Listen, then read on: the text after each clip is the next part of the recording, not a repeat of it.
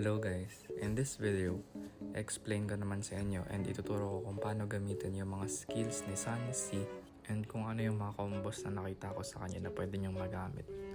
So, let's go. Start tayo sa passive niya. So, every 6 seconds, si Sansi is may enhance yung basic attack niya.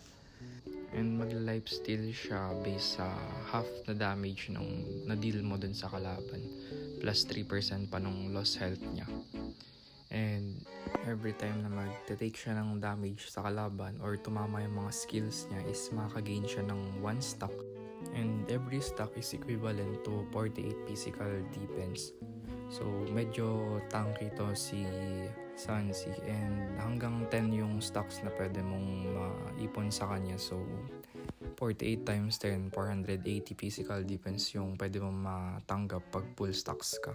So move na tayo sa first skill niya, and yung first skill niya naman is magda-dash siya sa kalaban and magdi-deal yan ng 364 na damage. Then sa end nung dash is papalo ulit siya na magdi-deal naman siya ng 728 na physical damage. And after a short delay, yung mga kalaban na tamaan ng first skill mo is mananock up and makaka-receive ulit sila ng 728 na physical damage. So ganito naman gumagana yung first skill niya. As you can see guys, nananock up yung kalaban after a short delay. And move na tayo sa second skill niya. Itong second skill niya naman is may 3 slashes and kada slash niya dun is pasakit ng pasakit yung damage ng slash niya. And kada slash niya rin is may slow din yung kalaban.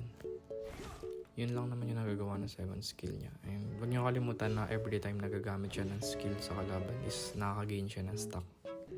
And ang ulti niya naman is sasakay siya sa boat na magbibigay sa kanya ng movement speed, and pag tumama sa kalaban is mananock up yung kalaban.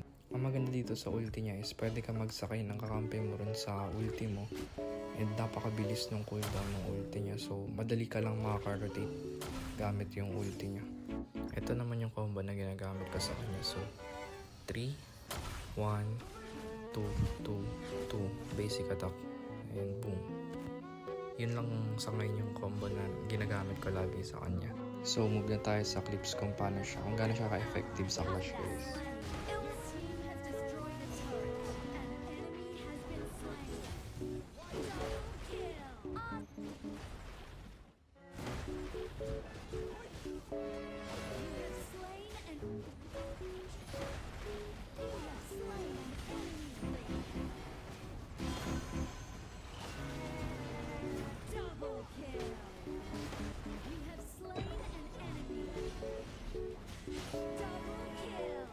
Ayun lang guys, salamat sa panonood. Bye bye.